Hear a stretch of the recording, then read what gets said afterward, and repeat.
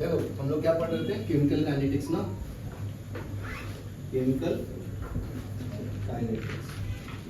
ये 12th का physical chemistry है।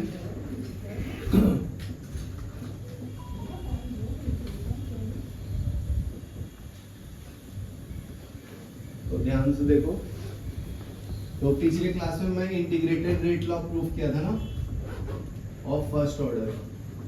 इंटीग्रेटेड रेट लॉ का फॉर्मूला क्या है, k equal to 2.303 by t log of A naught upon 80।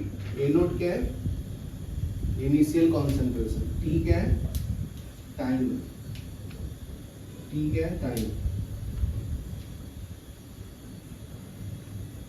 के क्या है, रेट कांस्टेंट, ए नोट क्या है, बोलो इनिशियल कॉन्सेंट्रेशन, ए टी क्या है, concentration at time T.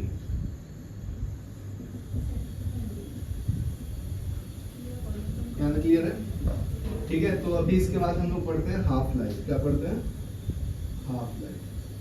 Simple है, हाफ लाइफ का मतलब क्या है, मान लीजिए स्टार्टिंग में ए नोट का वैल्यू 100 मोलरिटी लिया था, ठीक है, और कुछ टाइम के बाद ये 100/2 हो जाता है, मतलब ए नोट बाई 2 हो जाता है, 50 मोलरिटी।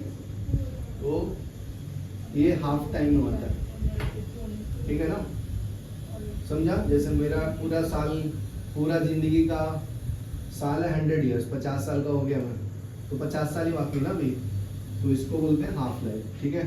तो इसमें क्या चेंजेस आएगा इंटीग्रेटेड रेट लॉ में, कि टी के जगह पे टी हाफ डालेंगे, ए नोट के जगह पे ए नोट ही रहेगा, और ए टी के जगह पे क्या डालेंगे, ए नोट बाई 2। तो इसमें क्या चेंज आएगा देखो, के equal to 2.303 by t half, ठीक है, log of A naught upon A t के जगह पे क्या डालेंगे, ए नोट बाई 2। तो ए नोट से ए नोट कैंसिल हो जाएगा, 2 ऊपर आ जाएगा।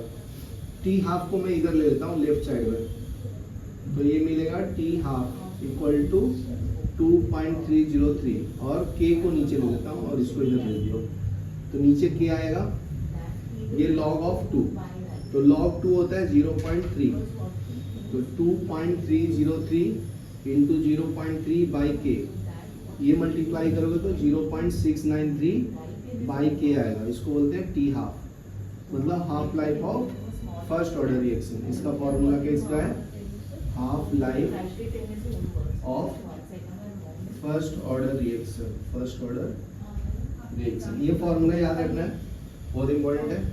इस पे और क्वेश्चन कैसे पूछते पता है, कि हाफ लाइफ कॉन्सेंट्रेशन पे डिपेंड करता है क्या, नहीं करता है ना, देखो ए नेट का कोई भी वैल्यू नहीं है, ये सिर्फ रेट कांस्टेंट पे डिपेंड करता है, is inversely proportional to rate constant, it is independent of concentration, independent of concentration, it depends on rate constant only, rate constant। ठीक है, चलो यहाँ तक लिख लो, फिर आगे बताता हूँ। ठीक है, जो भी मैं सॉल्व कर रहा हूँ ना, ये 12th बोर्ड में आता है ऐसा, और सीईटी में भी, जेई में भी, तो ये सब के लिए इम्पोर्टेंट है, तो ध्यान से सुनिए, ठीक है। एक मैं सॉल्व कर दूंगा, बाकी तुम लोग करना। तो right the rate law for the reaction, reaction दिया हुआ A प्लस B मिलकर क्या बना रहा है, P बना रहा है, ठीक है ना, A B रिएक्टेंट है, P प्रोडक्ट है। तो इसमें ना कॉन्सेंट्रेशन दिया हुआ है A का कॉन्सेंट्रेशन दिया हुआ है, और P का कॉन्सेंट्रेशन दिया हुआ है, और रेट ऑफ रिएक्शन दिया हुआ है, ठीक है, ऐसा बॉक्स में दिया हुआ डाटा, ठीक है। तो जब A का कॉन्सेंट्रेशन 0.4 है, मोलरिटी ले लेता हूँ यूनिट, B का है 0.2, उस टाइम रेट का वैल्यू है 4.0 इंटू 10⁻⁵, ठीक है। और जब भी A का वैल्यू है 0.6, तो B का है 0.2, तो R का वैल्यू है 6.0 इंटू 10⁻⁵, ठीक है। नेक्स्ट है 0.8, और B का 0.4, और ये 3.2 10⁻⁴। याद क्लियर है? तो अभी देखो सॉल्व कैसे करेंगे। पहले इसके लिए मैं रेट लॉ लिखूंगा, रेट लॉ। यहाँ से मैं सॉल्व कर रहा हूँ, तो R इक्वल टू क्या मिलेगा, rate law A raise to x B raise to y। तो आपको ऑर्डर ऑफ रिएक्शन बताना है, कौन सा ऑर्डर फॉलो कर रहे हैं, ठीक है ना। मतलब x और y का वैल्यू फाइंड करना है। क्या फाइंड करना है, x एंड y का वैल्यू, ठीक है, और k का वैल्यू भी बताना है। तो देखो उसके लिए 3 इक्वेशन दिया हुआ है, first second third, 3 equation 3 unknown है, k x और y। तो फर्स्ट के लिए इसमें वैल्यू डालता हूँ, तो r का वैल्यू ये है, तो 4.0 into 10⁻⁻5 equal to k। a का वैल्यू कितना है 0.4 रेज टू x, b का वैल्यू कितना है 0.2 रेज टू y। ये first equation. Second equation 6.0 into 10⁻⁻5 equal to k। a का वैल्यू कितना है 0.6 रेज टू x। बहुत सिंपल होता है सॉल्व करना, बस आना चाहिए ट्रिक्स। 0.2 रेज टू y, ये सेकेंड इक्वेशन मिल गया, ठीक है। थर्ड इक्वेशन क्या है, r का वैल्यू है 3.2 10⁻⁻4 इक्वल टू k। a का वैल्यू कितना है 0.8 raise to x, 0.4 raise to y। Third equation लिख दिया। क्या था, कोई दिक्कत है, सिंपल है ना, खाली इसमें वैल्यू डाल देना, ठीक है। तो अभी क्या करना, ट्रिक्स क्या है इसका वो मैं बताता हूँ। ट्रिक्स है 1 को 2 से डिवाइड करना है और 1 को 3 से डिवाइड करना है, आंसर आ जाता है, ठीक है। और कोई भी तरीके से इजीली सॉल्व नहीं हो पाएगा। तो मैं पहले क्या करता हूँ, इक्वेशन 1 को लिख लेता हूँ। तो 4 into 10⁻⁻5 equal to k, 0.4 raise to x, 0.2 raise to y divide by 6.0, हटा दो जरूरत नहीं, 10⁻⁻5 इक्वल टू k। ये कितना है 0.6 raise to x, 0.2 raise to y। यहाँ तक क्लियर है। अभी डिवाइड करना, सॉल्व कर लो। इससे ये कैंसिल, k से k कैंसिल, ये पूरा कैंसिल, सेम टर्म है। तो ये क्या बचा 4/6 रेज टू कुछ नहीं है, तो पावर 1 है।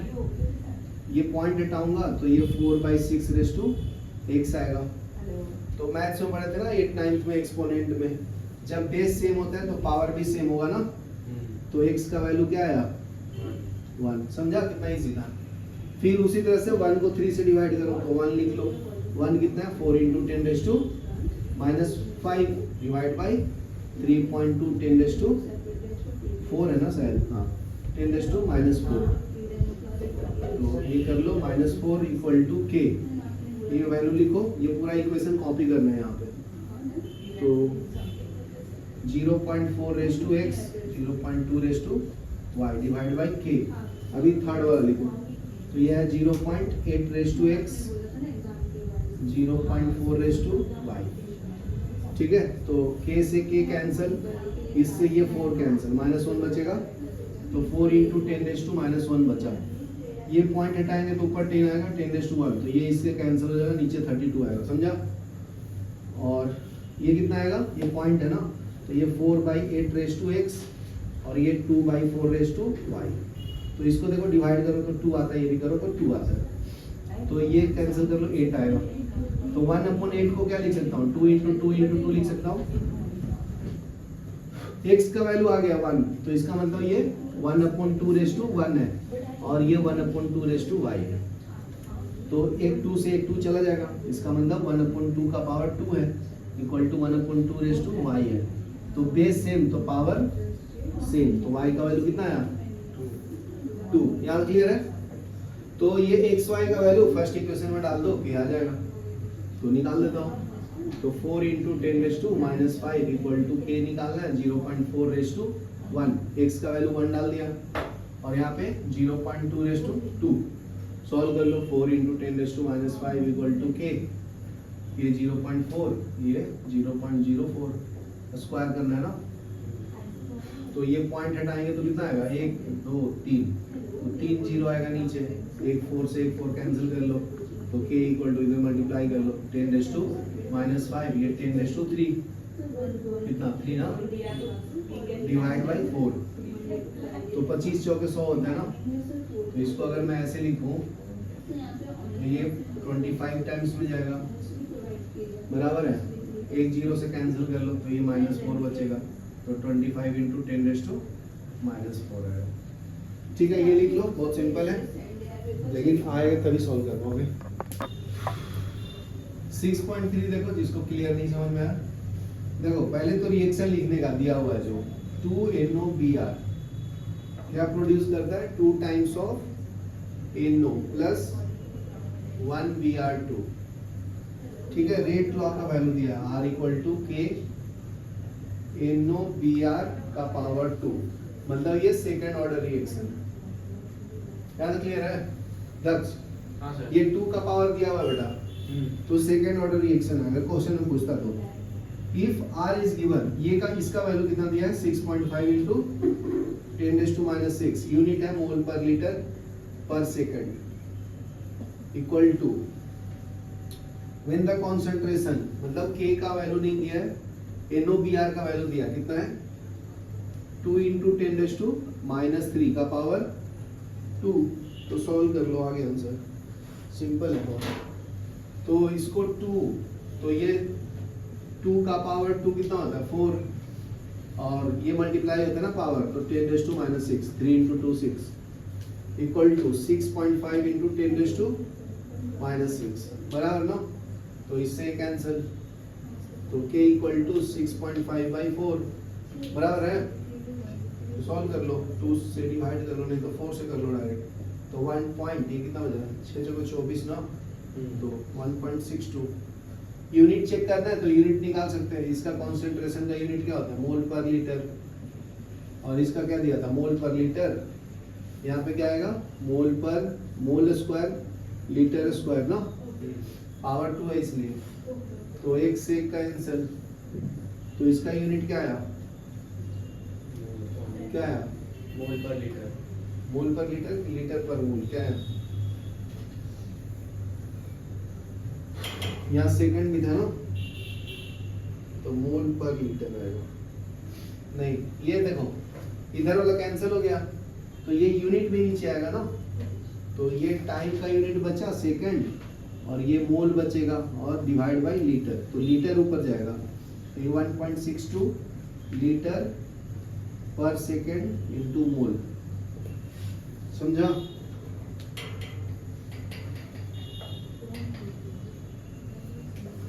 चलो ये लो, अभी 6.4 ट्राई करो, नहीं आएगा तो मैं बताता हूँ। ये लो, ध्यान से सुनो, इम्पोर्टेंट क्वेश्चन है ये, तो मैं एकदम आराम से बताता हूँ। पहले तो रिएक्शन लिखने का, कुछ भी हो तो रिएक्शन लिखने का, 2 times of NO plus 2H2 produce N2 plus 2H2O। ठीक है, रेट लॉ दिया हुआ है, R = K NO2 का पावर 2 H2 का पावर 1। तो ऑर्डर ऑफ रिएक्शन तो यही से पता चल जाता है, 2 + 1, तो थर्ड ऑर्डर ऑफ रिएक्शन।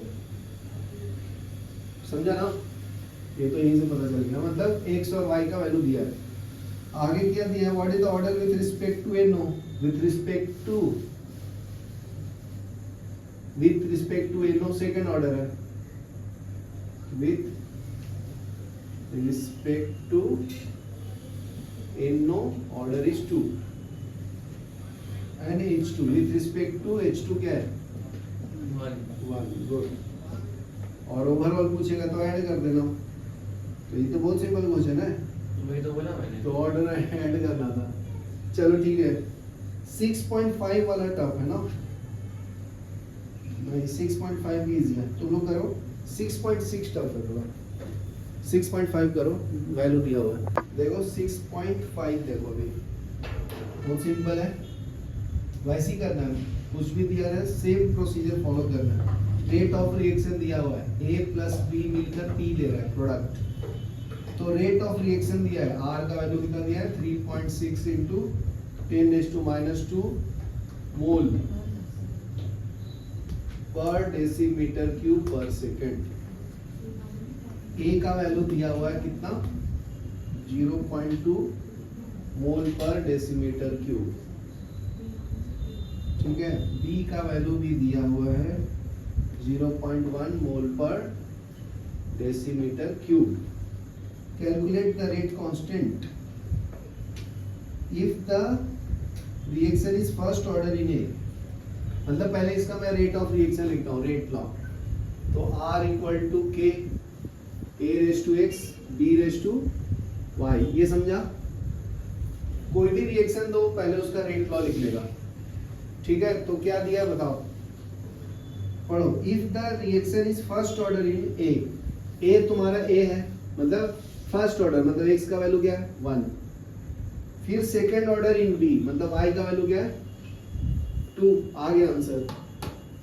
इधर देखो अभी, ये समझा क्या नाम है? अभी ये बोला है कि with respect to A first order है तो x का वैल्यू 1 है, with respect to b second order है, बोला है उसने क्वेश्चन में सेकेंड ऑर्डर, और with respect to A first order है तो मतलब x का वैल्यू क्या है 1। यहाँ तक क्लियर है? अभी वैल्यू डालना है। r का वैल्यू कितना दिया है 3.6 10⁻² इक्वल टू k।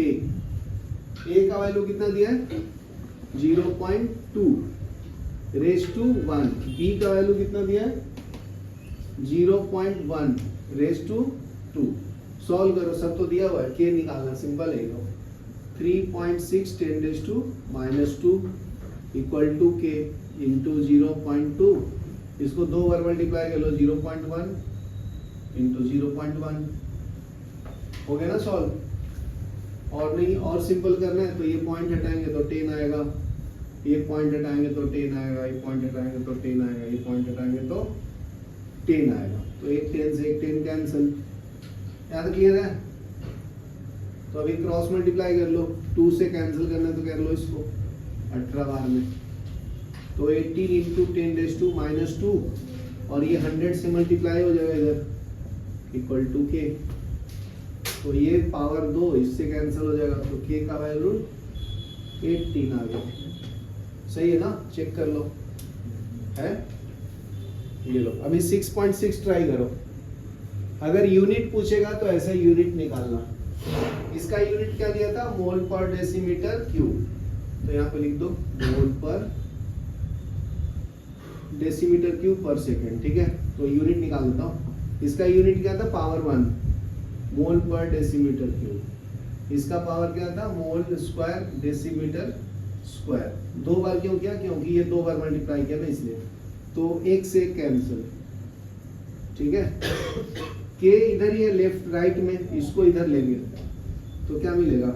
इधर मिलेगा decimetre cube upon mole square, ये स्क्वायर रहेगा ना, और ये टाइम सेकंड तो इनटू सेकंड। ये यूनिट हो गया इसका, किसका? के का। तो यूनिट हो गया डेसीमीटर क्यूब। 2 बार है ना, क्यूब का पावर 3, ठीक है? तो ये हो जाएगा 3 into 2 6 divide by mole square पर सेकेंड। पर सेकेंड कहाँ से आया? देखो इधर सेकेंड छूट गया था ना तो इधर लिख कैरी फॉरवर्ड किया। तो यूनिट पूछेगा तो ऐसे निकालना, decimetre 6 divided by mole square into second. समझा? अभी सीखना, ठीक है? इंपॉर्टेंट है। चलो देखो 6.6 क्या बोलता है? पहले तो रिएक्शन लिखने का, a प्लस b मिलकर क्या देता है? p। तो पहले रिएक्शन लिखने का, फर्स्ट स्टेप में क्या लिखना है? Right reaction. सीख लो पहले स्टेप्स कैसे लिखते हैं। फिर क्या लिखने का? रेट लॉ लिखने का। इतना पढ़ने के बाद डायरेक्ट क्या लिखना है? Rate law. तो रेट लॉ का फॉर्मूला क्या है? r equal to k a raise to x b raise to y। फिर थर्ड स्टेप में पढ़ने के बाद लिखने का, तो फर्स्ट स्टेटमेंट है if the concentration of A is doubled. तो A को क्या कर दिया? डबल कर दिया, तो A रेस टू x हो गया, ये K। A को डबल, B को कांस्टेंट, तो B रेस टू y। ये फर्स्ट इक्वेशन, ये सेकंड इक्वेशन मिल जाएगा। तो रेट क्या होता है? रेट ऑफ रिएक्शन डबल मतलब 2r। ये समझा?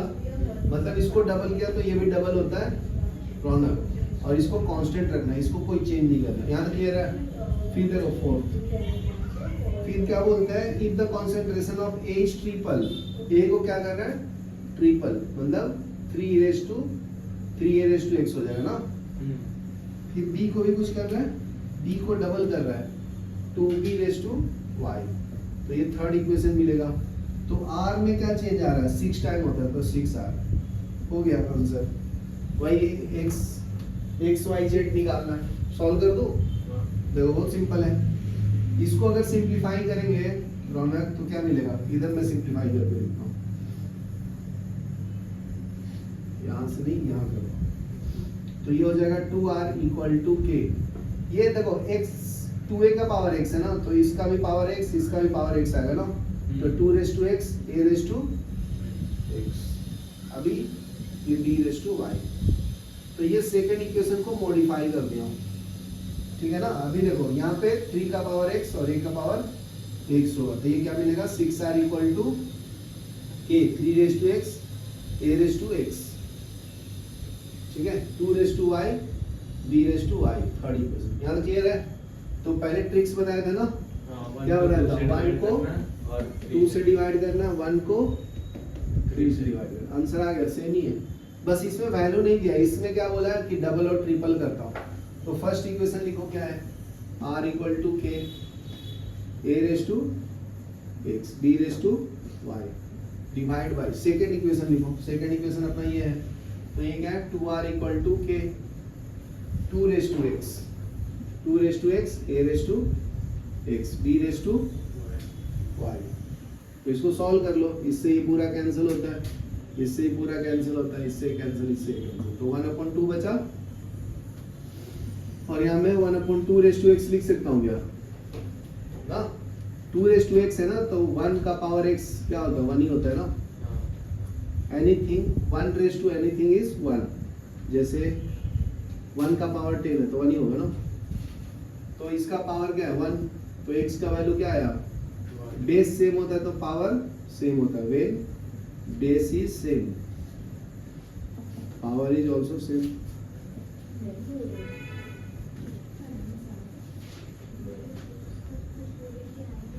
ठीक है, यहाँ क्लियर है। तो x का वैल्यू क्या आया, 1। अभी देख लो पहले, फिर नहीं समझता, फिर नया क्वेश्चन दूंगा तो नहीं आएगा, देख लो एक बार। फिर 1 इक्वेशन को लिख दो, तो इसको रिपीट कर लो, r = k a⁻x b⁻y divide by third equation. Third equation क्या है, लेफ्ट में 6r = k, फिर क्या है 3x a⁻x, तो यहाँ पे लिखो 3x a⁻x 2y b⁻y बराबर ना। देख लो यहाँ पे 2y b⁻y लिखो, तो डिवाइड कर लो, कैंसिल, तो बचा क्या, 1/6 = 1/3x 1/2y। यहाँ तक क्लियर है। तो x का वैल्यू डाल दो, x का वैल्यू क्या है 1, तो 1/6 = 1/3 का पावर 1 × 1/2y, तो ये 3 से 2 टाइम में जाएगा, तो 1/2 का पावर कितना है 1, 1/2 का पावर कितना है y का पावर 1 ना, बेस सेम है तो पावर सेम होगा, तो y का वैल्यू भी 1। तो सेकंड ऑर्डर रिएक्शन आया ना, तो x + y = 1 + 1 is 2, second order reaction. Simple है, चलो लिख लो। तो इसमें डाल देंगे तो क्या आंसर मिलेगा, r = k a⁻1 b⁻1। चलो लिख लो, ठीक है। ठीक है, तो अभी हम लोग जीरो ऑर्डर रिएक्शन पढ़ेंगे, ध्यान से देखना, जीरो ऑर्डर रिएक्शन, ठीक है। तो ध्यान से देखो, तो इसमें रेट ऑफ रिएक्शन क्या होगा, r = k a⁻x b⁻y। तो जीरो ऑर्डर का मतलब क्या है, x का वैल्यू भी 0 और y का वैल्यू भी 0, तो r = k, anything raise to 0 क्या होता है 1, तो r = k आया, बराबर ना, रेट कांस्टेंट के बराबर आया, क्या रेट ऑफ रिएक्शन, इसका r क्या है, रेट ऑफ रिएक्शन। तो इसको अगर मैं -dA/dt लिखूं, इसको रेट को = k, तो इसको differential equation of zero order बोलते हैं। क्या बोलते हैं? Differential equation of zero order, equation of zero order. याद क्लियर है? तो देखो पिछले क्लास में बताया था ना कि अगर ये रेट कांस्टेंट है ना कि r इक्वल टू के है, तो इसका ग्राफ कांस्टेंट आएगा, x के साथ इंक्रीज करेंगे तो टाइम के साथ, तो स्लोप निकाल दे तो कांस्टेंट ही आएगा। तो अगर पूरा एरिया निकालना है तो क्या करेंगे? इंटीग्रेशन। गुड। तो इंटीग्रेट करने के लिए क्या करेंगे? सेम वेरिएबल को सेम साइड लेंगे, तो t को इधर भेज देता हूँ तो k dt मिलेगा ना। अभी इंटीग्रेटिंग बोथ साइड, तो ऐसे लिखेंगे जब टाइम 0 था तो इसका कॉन्सेंट्रेशन n0 था, जब टाइम t था तो इसका कॉन्सेंट्रेशन at था। बताया था ना, इसको लोअर लिमिट बोलते हैं, इसको अपर लिमिट बोलते हैं, सेम ही है। तो देखो ये रूल्स है, इंटीग्रेशन का dA is equal to a होता है और इंटीग्रेशन ऑफ dt क्या होता है? T t होता है। तो ये वैल्यू डालो, क्या मिलेगा अभी बताओ। तो इसको इंटीग्रेट करूंगा, इंटीग्रेशन ऑफ dA